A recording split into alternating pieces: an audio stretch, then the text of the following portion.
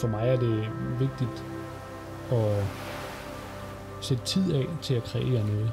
Jeg er ikke umiddelbart typen, der kan hoppe fra den ene ting til den anden. Altså, jeg har behov for at sætte tid af til at sige, nu går jeg ud, og nu vil jeg være kreativ, og nu vil jeg komme hjem med et godt billede. Min type af person er nok, at jeg kan ikke sidde stille, hvis jeg ikke får lavet noget kreativt. Så har jeg sådan en lille djævel på skulderen, der siger, gå ud og lav noget. Altså, hele min verden er nærmest bygget lidt op på at tage billeder. Jeg slapper af, når jeg tager billeder.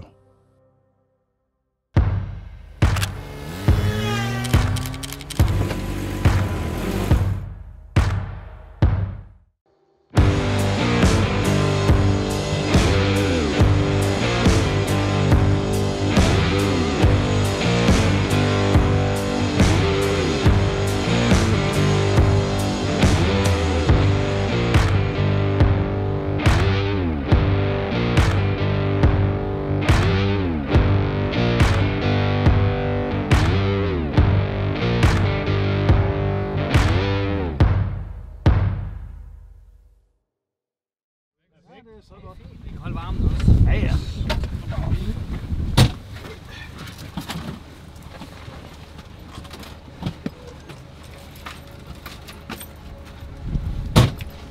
Det er virkelig elegant, når jeg hopper ud.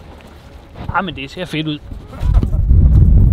Som folk de ved, at mit levebrød, det er jo at tage billeder.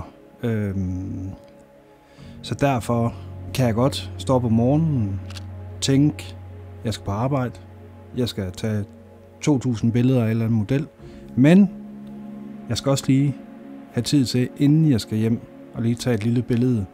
Så derfor pakker jeg nogle gange tasken med et tredje kamera, så jeg lige kan køre forbi og få det motiv, som jeg gerne vil have. Derfor er det nogle gange også vigtigt for mig, at jeg bare kan trække stikket ud, tage sommerhus sammen med drengene, pakke de 2 kameraer, jeg har lyst til, og så bare være til stede. Når jeg så tager i sommerhus eller tager ud for at være kreativ, så har jeg også en virkelig klar vision for, hvad jeg gerne vil have med hjem. Og jeg tror tit, at min hjerne kan lave hele billedet for mig. Altså jeg kan se det foran mig. Jeg ved præcis, hvordan motivet er, og hvad for nogle farver jeg vil have med, og hvad der skal være med i billedet, og kompositionen osv. Men jeg må også indrømme, det er bare stort set aldrig, at jeg kommer hjem med det, jeg havde tænkt, jeg gik ud efter. Og hvis man sådan skal snakke om drømmebilledet, det som man vil nærmest dø for at få, så har jeg svært ved at tage billeder i de omstændigheder, jeg ender ud i. Jeg vil gerne afsted med en mission, tage det billede, komme hjem med det, kalde det en dag og være glad, fordi jeg har eksekveret min idé. Men oftest så kommer jeg jo afsted, ser en anden realitet derude, tager nogle billeder af det og kommer hjem med nogle gange gode billeder, nogle gange dårlige, men som oftest et minde af en slags, som måske gør mig endnu mere glad for billedet, end hvis det havde været den idé, jeg havde i hovedet.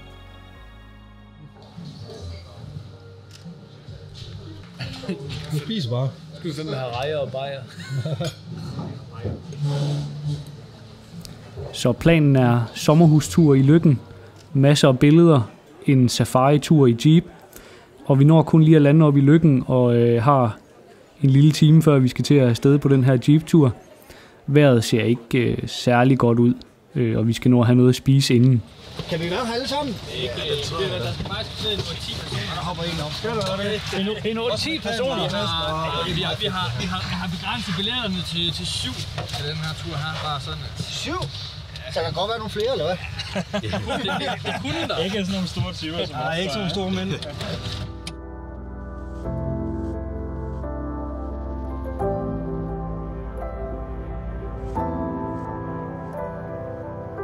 Den første dag, vi havde ikke engang fået sommerhuset, der skulle vi på sådan en jeep-tur, og mine forventninger, det ved jeg sgu ikke helt, hvad det vil være. Altså jeg tænker i hvert fald, at jeg vil få et ret godt billede af den der jeep der. Men vi mødes med de her drenge her, og der er 2 andre rigtig flinke fyre med fra København af. Og som I nok kender os, så sætter vi jo tit en fest i gang. Det var virkelig, virkelig en fed tur. Noget jeg tænker tilbage på, efter jeg kom hjem, det var, at jeg var ret glad for, at der ikke var høj solskin. For de lange skygger og den meget blå himmel, der vil være, vil ikke give den samme oplevelse, som vi fik den dag. Det er ikke fordi, at gråvejr, regn og kulde vækker min kreativitet sådan synderligt. Men jeg vil alligevel sige, at det gav det lånte en stemning til hele dagen, og gjorde, at nogle af billederne ville fungere, som de nok ikke ville have fungeret, hvis det var solskin og blå himmel. Og som jeg selv ser det, så synes jeg, det er nogle af de bedste billeder, jeg har taget i lang tid.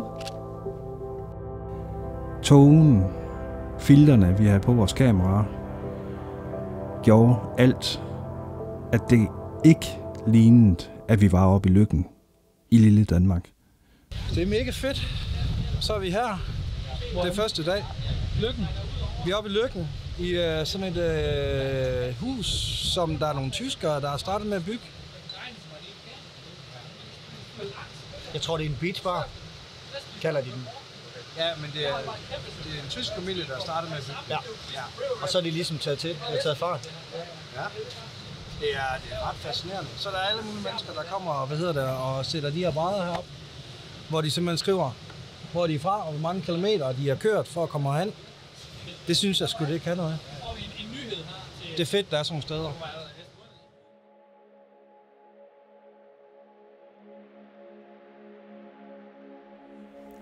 Hent nøglen til sommerhuset. Hjem. Lave noget aftensmad. Spise. Tænd op i pejsen. Redigere nogle billeder. Drikke en øl. Og klar til næste dag.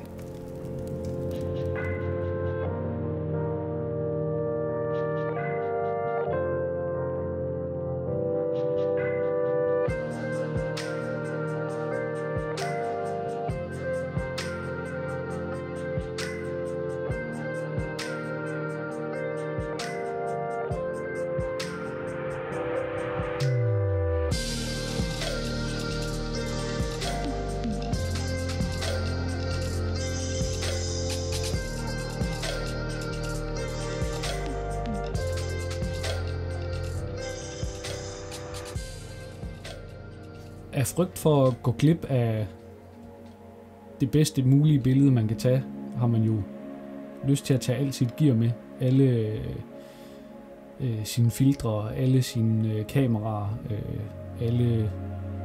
alt det gear, man har. Men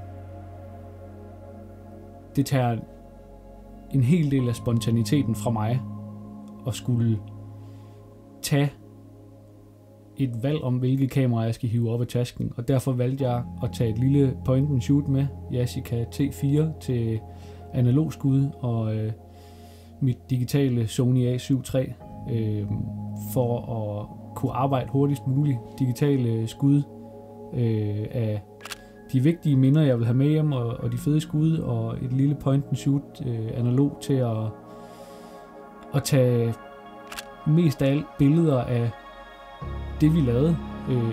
Ikke at det nødvendigvis skulle være store, flotte motiver på nogen måde. Det kunne lige så vel være os, der sad nede ved stranden og fik den første øl om lørdagen.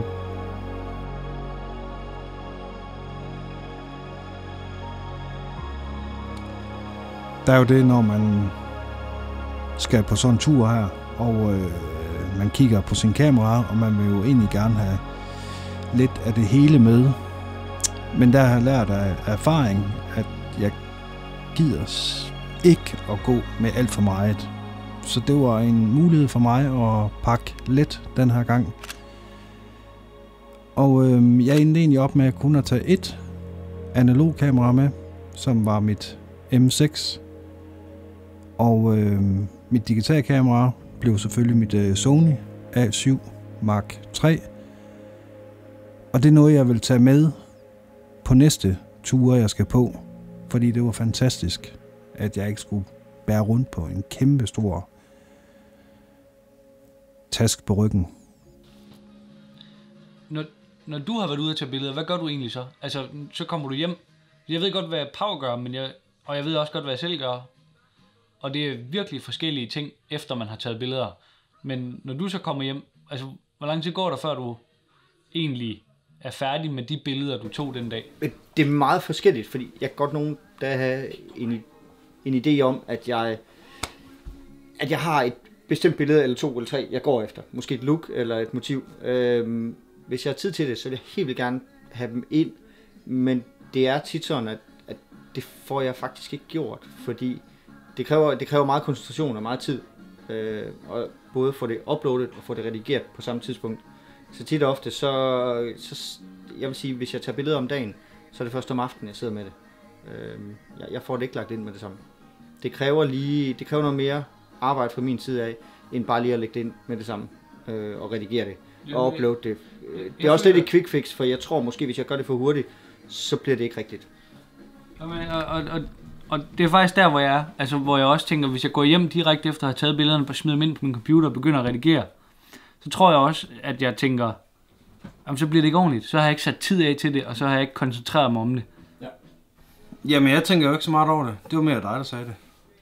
Ja. At du sagde, at det var helt sindssygt, at jeg bare satte mig ned, og så åbnede computeren, og så begyndte jeg bare at låge billederne ind. Men det er sådan, jeg gør det. Ja. Altså, når billedet det er frisk op i hovedet, og det hele det ruller, og man har energien i sig og sådan noget der, det er altid gjort. Men det er også lidt med djævlen. Altså, for jeg har jo også kæreste og børn derhjemme. Jeg tror helt sikkert, der er forskellige ting, der inspirerer forskellige mennesker. Og jeg er meget social, når det kommer til at være kreativ og kreere. Jeg kan godt lide at kigge andre over skuldrene og få den gode idé på baggrund af, hvad de har gjort, og hvor de gerne vil hen med deres kreativitet. Og sådan en tur i sommerhus, det giver nogle forskellige perspektiver på egentlig det samme landskab eller det samme område, man er i. Og jeg er 100% sikker på, at Pau, René og jeg er kommet hjem med vidt forskellige vinkler på nøjagtigt det samme.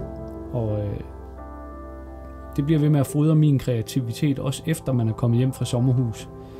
At man i virkeligheden kunne tage det samme sted hen 3 forskellige gange og komme op med 3 vidt forskellige produkter. Og jeg tror, sådan nogle ture er vigtige at blive ved med at tænke tilbage på og sige, fik jeg mere ud af det end de billeder, jeg kom hjem med? Fik jeg noget kreativt input? Fik jeg en anden vinkel på den måde, jeg laver billeder på? Fik jeg måske en anden horisont for mit kreative virke? Mig selv og mit kamera, det er rigeligt. Men at tage på tur sammen med sine venner, det er nok lige 110% meget federe. At få billederne af situationer, hvor de loader kameraet, eller at de tager det fede billede, synes jeg er mega fedt.